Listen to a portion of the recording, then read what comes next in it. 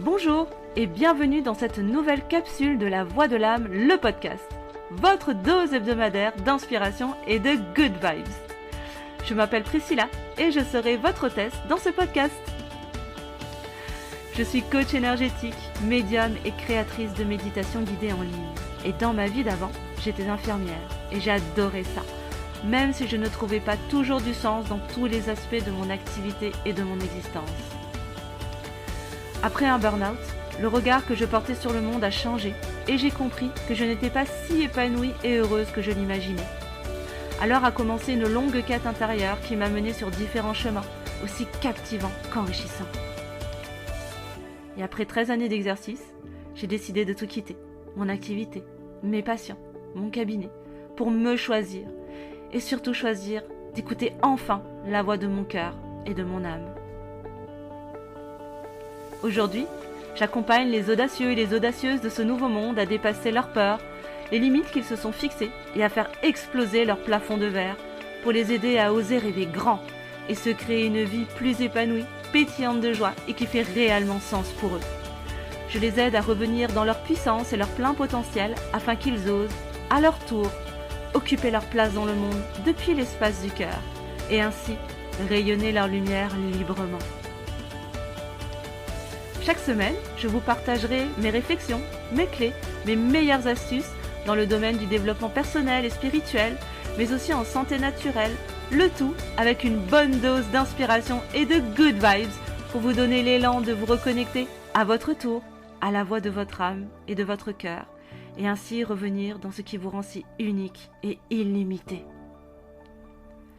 Vous êtes prêts ? Belle écoute!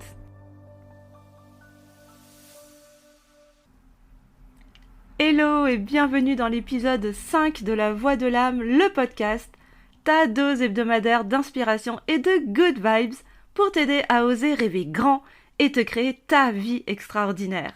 Alors je suis ravie vraiment de te retrouver cette semaine dans cet épisode. J'espère que tu vas bien, que ta semaine s'est bien passée et que tu arrives aujourd'hui en forme et de bonne humeur. En tout cas, moi, c'est le cas. Je suis super heureuse de te retrouver aujourd'hui. Et si jamais tu ne me connais pas encore ou que tu découvres le podcast dans cet épisode, eh bien, bienvenue. Je m'appelle Priscilla, je suis coach énergétique, médium et créatrice de méditation guidée en ligne et je serai ton hôtesse dans ce podcast. Alors cette semaine, j'avais envie de t'apporter des clés, des astuces très pratico-pratiques pour t'aider à bien vivre ton automne en utilisant la magie de l'Ayurveda. Alors déjà, avant de rentrer dans le vif du sujet, je voulais quand même te faire un petit récap, une petite intro pour que tu puisses avoir quelques bases qui te permettront de mieux comprendre ce que je dirai tout à l'heure. Et déjà t'expliquer ce que sont les doshas, parce qu'en Ayurveda, on va énormément parler de doshas, et d'ailleurs dans les futurs épisodes également, en solo ou en duo, tu en entendras beaucoup parler, donc c'est quand même important que tu comprennes ce que c'est. Alors qu'est-ce que c'est qu'un dosha déjà avant tout? Un dosha signifie en sanskrit défaut ou déséquilibre. En fait, ce sont des énergies qui vont être en mouvance à l'intérieur de toi et qui vont pouvoir évoluer soit en excès, soit en insuffisance. Et en fait, l'Ayurveda va aider à garder en chacun de nous, chacun de nos doshas en équilibre pour nous permettre de rester en pleine santé. Alors, il existe 3 doshas principaux, Kapha, Pitta et Vata. Donc, Kapha qui se compose d'eau et de terre, Pitta qui se compose d'eau et de feu, et Vata qui se compose d'air et d'éther. Et donc, chaque dosha est composé d'une alchimie d'énergie bien spécifique qui donneront leurs caractéristiques, leurs qualités qu'on appelle en sanskrit des gunas. Ce mot-là aussi, tu vas certainement l'entendre souvent dans les épisodes dédiés. Et donc, on retrouve ces 3 doshas dans des proportions différentes en chaque chose. Et oui, car l'univers, la vie, est énergie. Les doshas sont également des énergies et donc l'univers est constitué d'une alchimie de ces 3 doshas dans des proportions différentes en fonction des éléments qui composent cet univers. Et donc, chaque individu est fait également d'une alchimie unique au monde, de ces 3 doshas, ce qu'on appelle la prakriti, notre constitution de naissance, c'est-à-dire les énergies avec lesquelles nous sommes venus au monde, nous sommes venus nous incarner ici. Cette prakriti va bouger, va évoluer Elle va parfois aller en excès, parfois en insuffisance. Et le but en travaillant avec l'Ayurveda, c'est de rester le plus proche possible de notre prakriti, donc de notre constitution de naissance, et de garder cet équilibre. Et donc elle va déterminer, cette prakriti, nos caractéristiques physiques, mais aussi psychologiques, émotionnelles, comportementales, jusqu'à notre chemin de vie, nos challenges, les défis que l'on aura à dépasser, à transcender dans notre incarnation, ainsi que nos zones de génie sur lesquelles on va pouvoir s'appuyer pour nous aligner sur notre dharma, notre chemin de vie. Et donc les doshas, comme je te l'ai dit, sont partout, dans tous les cycles. Dans le cycle d'une vie, de la naissance en passant par l'enfance, l'adolescence, l'âge adulte et jusqu'à la mort. Les cycles des saisons, mais aussi dans le cycle féminin et également dans le cycle d'une journée. Et oui, chaque moment de la journée est teinté d'un dosha particulier. Par exemple, le matin, entre 6h et 10h, c'est le dosha kapha qui sera le plus prédominant. C'est le moment de la naissance du jour, le moment où la journée se construit. Le dosha kapha est imprégné de cette énergie de construction, de consolidation. Au moment de la transition, l'entre-deux, la mi-journée, entre 10h et 14h environ, en fonction de la saison évidemment, en fonction qu'on soit plutôt en heure d'hiver ou en heure d'été, ce sera le dosha pitta qui sera le plus présent. C'est le moment où les énergies de transformation sont les plus actives. C'est le moment où Agni, notre feu digestif, est le plus actif. C'est pour cela qu'on recommande souvent en Ayurveda de prendre le repas le plus consistant à ce moment-là. Parce que comme Agni est très actif, de par l'énergie Pitta qui est déjà bien présente, les aliments seront bien assimilés, bien transformés par notre système digestif, et donc on pourra en profiter au maximum de tous les nutriments que l'on pourra ingérer à ce moment-là de la journée. C'est la période de transition où le matin se transforme en après-midi. Et ce sera la même chose pour la nuit, entre 22h et 2h du matin, où Pitta sera également très présent. Puis l'après-midi arrive, entre 14h et 18h, où là, ce sera plutôt le dosha Vata qui sera à l'honneur, au moment où le jour disparaît pour laisser place à la soirée. Le dosha Vata sera très souvent présent dans les phases descendantes des cycles d'ailleurs. Et pourquoi est-ce que je te donne toutes ces indications ? Bien simplement parce qu'elles peuvent nous être très précieuses pour nous permettre d'adapter au mieux nos prises de repas, mais aussi leur contenu. Faire en sorte d'être au maximum de notre plein potentiel en étant conscient de l'énergie prédominante qui serait présente à tel ou tel moment de la journée. Tu vois ce que je veux dire ? Et donc aussi, chaque saison va apporter sa signature énergétique, tu te doutes bien. C'est ce qui nous amène, après cette petite intro, au cœur du sujet de cet épisode, qui est de bien vivre ton automne avec l'Ayurveda.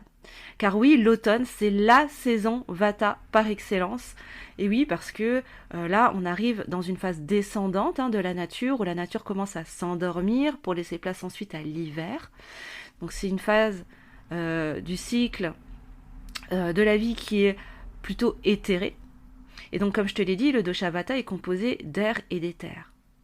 Et donc, ces gunas, ces qualités, se caractérisent par un caractère plutôt léger, sec, froid, subtil, instable et rugueux.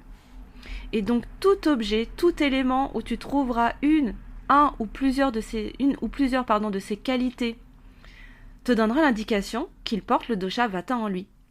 Par exemple, le vent. En ce moment, en automne, il y a pas mal de vent quand même. Le vent souffle quand même souvent, beaucoup. Et tu noteras que le vent est généralement froid et sec, mais il est aussi instable. Il est subtil et aussi léger. Voilà un exemple parfait de l'énergie Vata dans notre environnement. Tu vois, pour te donner une idée. Et donc, pendant l'automne, le dosha Vata va avoir tendance à augmenter. Et par conséquent, si toi aussi, tu as une dominante Vata dans tes énergies de constitution, ce dernier va naturellement augmenter par l'influence de ton environnement et donc créer de possibles déséquilibres. Alors à quoi pourraient ressembler ces déséquilibres ? Tu pourrais avoir plus facilement froid, être plus frileux, avoir le bout des doigts, le bout des orteils, froid tout le temps, avoir besoin de te réchauffer régulièrement, Tu peux aussi avoir tendance à t'alléger plus facilement, à perdre plus facilement du poids sans faire quoi que ce soit de particulier. Ton teint peut devenir un peu plus sombre également et développer plus facilement des cernes. Tu peux aussi développer des soucis digestifs, te sentir un peu ballonné. Et puis ton mental aussi peut se retrouver surstimulé, en roue libre, à tourner à plein régime, ce qui pourrait t'empêcher de bien te reposer, etc., etc. Ce sont certains exemples et après ils peuvent se décliner à l'infini. Pour te donner un ordre d'idée, et si jamais tu te retrouves dans ces symptômes, il se peut que tu sois en excès de vata justement. Alors si tu as envie d'en savoir un peu plus sur tes énergies de naissance, n'hésite surtout pas à m'écrire en commentaire ou en privé et on pourra en discuter avec plaisir. Et donc en Ayurveda, on traite un excès de dosha en cherchant l'équilibre avec les qualités, les gunas, inverses au dosha en excès. Donc, pour équilibrer vata qui est léger, qui est sec, qui est froid, instable, subtil et rugueux, eh bien on va aller chercher dans notre alimentation, dans nos routines de vie, dans notre environnement, tout ce qui portera les qualités inverses, à savoir les qualités plutôt lourdes, humides, chaudes, instables, denses et lisses. Attention, l'Ayurveda est une médecine de bon sens et d'observation de la nature et de son environnement. Donc il se peut que les conseils que je vais te partager juste après te paraîtront d'une évidence enfantine, mais pourtant, ce qui est évident pour soi ne l'est pas forcément pour les autres. Et il se peut que ça puisse te donner aussi de nouvelles idées. Du coup, pour bien traverser ton automne grâce à l'Ayurveda, eh bien, je te conseillerais déjà pour commencer par choisir des vêtements plus chauds, confortables, avec des matières douces. Là, c'est le moment idéal pour sortir le pilou-pilou, les amis. Vraiment. Et d'ailleurs, moi, j'ai déjà commencé à les sortir. Sous forme de pull, de plaid, de chaussettes. Allez-y. L'essentiel, c'est de ramener de la chaleur à l'intérieur de soi.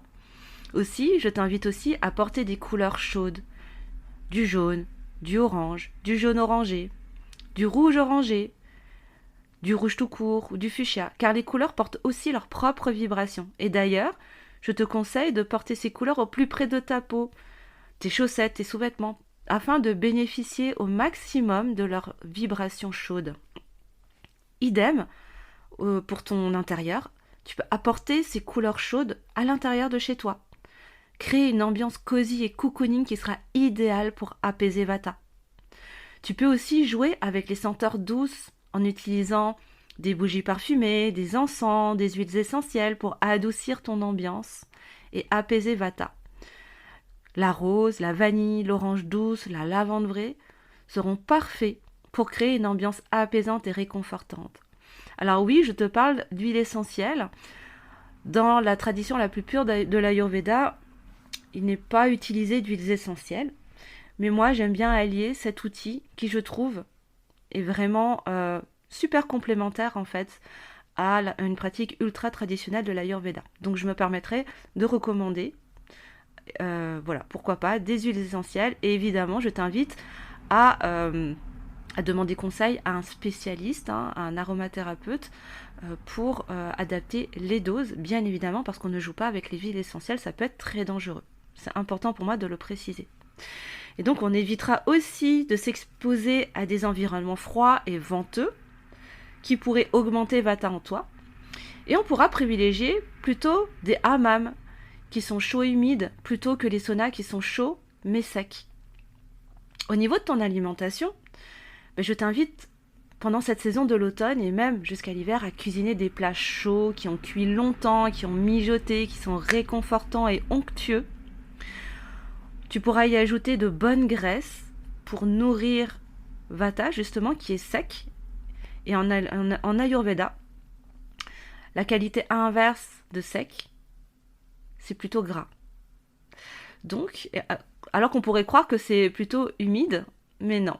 C'est plutôt le gras qui va venir contrebalancer la sécheresse de Vata pour le coup ici. Donc n'hésite pas à rajouter de bonnes graisses, des huiles de bonne qualité ou même du ghee, du beurre calarifié qui peuvent venir nourrir ton alimentation, la rendre plus onctueuse et plus consistante.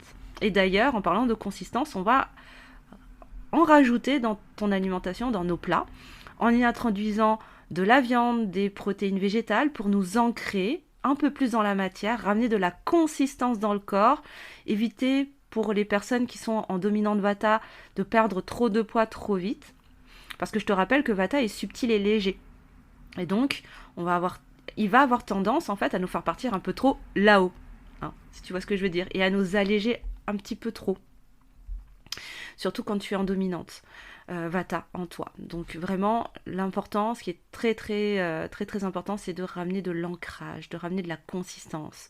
Donc n'hésite pas à miser sur les ragoûts, sur les soupes enrichies avec du riz, des céréales, qui ramènent de la douceur également, et de la viande par exemple, ou des protéines végétales.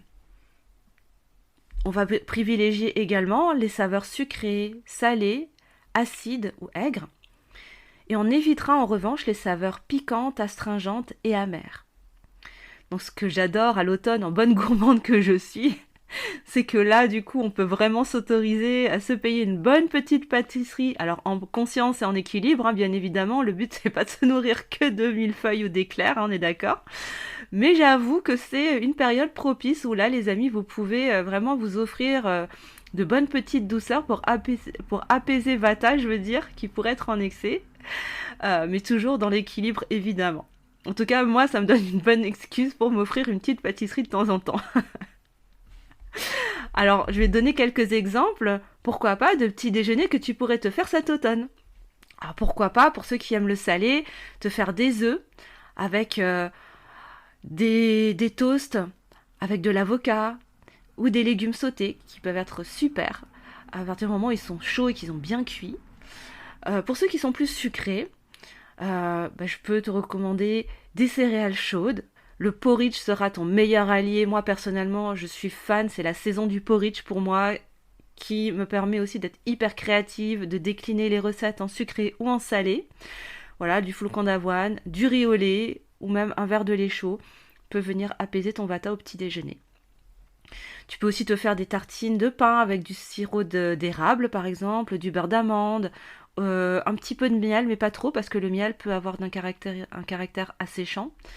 En rajoutant des épices douces, de la cannelle, du gingembre, de la cardamome ou du clou de girofle, qui sera un super petit déjeuner pour bien démarrer la journée en saison Vata. Au déjeuner, tu peux tout à fait te faire un bon dal avec du riz, ça pourrait être idéal.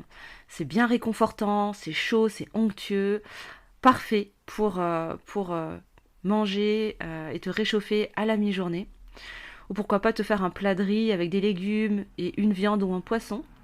Et pour ceux qui aiment bien les plats un peu plus élaborés, pourquoi pas des pâtes au pesto, et oui, ou une bonne soupe de pommes de terre et de poireaux, un tofu au four avec du fromage et des pignons de pain pour être excellent pour toi.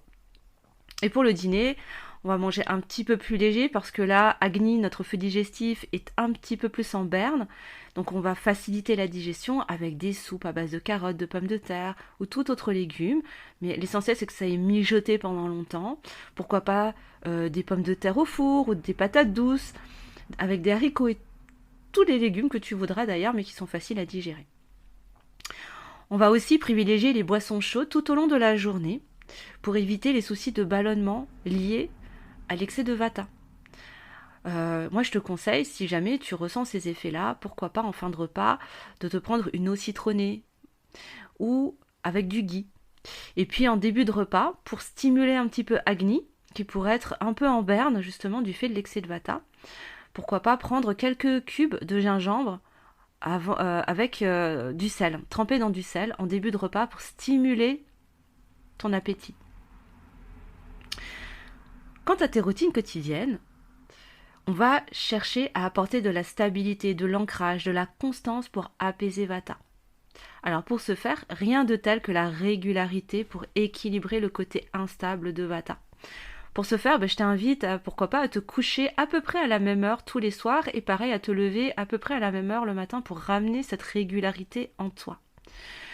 On peut installer des routines du soir ou du matin pour t'ancrer en se faisant pourquoi pas un automassage à l'huile de sésame non grillée, je précise, tiède, qui peut calmer le système nerveux et aider à l'endormissement pour le soir. Pourquoi pas pratiquer un peu de yoga nidra faire du journaling, une séance de méditation. Toutes les routines ou rituels que tu peux installer vont venir apporter de la régularité, de la stabilité, qui vont venir apaiser Vata. Alors fais-toi plaisir, vraiment, n'hésite pas. Et même si tu veux, embarque ta famille avec toi, ça peut être super sympa de vivre ça ensemble. Passe également du temps avec tes proches, tes amis, en nature, tout ce qui peut te ramener à t'enraciner, tout ce qui peut être enveloppant et réconfortant pour toi, n'hésite pas à le mettre en place. Parce que de passer du temps avec les gens qui nous ramènent à nos racines, justement, va nous enraciner, justement, tu vois. Va nous ramener à quelque chose qui touche de l'ordre de la stabilité, à quelque chose qui vient nous rassurer. Et Vata en a besoin, surtout en automne. Et puis, je vais t'indiquer aussi, si tu le souhaites, quelques postures de yoga qui pourraient également t'aider à équilibrer Vata durant cette période automnale. Alors, parmi ces petites postures, après je t'invite à aller chercher par toi-même sur Internet, dans les livres de yoga, si tu vois pas à quoi ça peut correspondre, les différentes postures que je pourrais te proposer aujourd'hui. Alors la première, ce serait Utkatasana, la posture de la chaise. Excuse-moi, je suis en train de perdre ma voix. Donc la posture de la chaise qui peut être très apaisant pour Vata. Tu as la posture de Virabhadrasana, donc la posture du guerrier 2. Tu as Devyasana, la posture de la déesse. Tu peux également utiliser la posture Uttita Trikonasana, la posture du triangle. Baddha Konasana, la posture du papillon. Ou encore Paschimottanasana, la posture de la pince. Oui, je sais, ça peut être difficile à dire.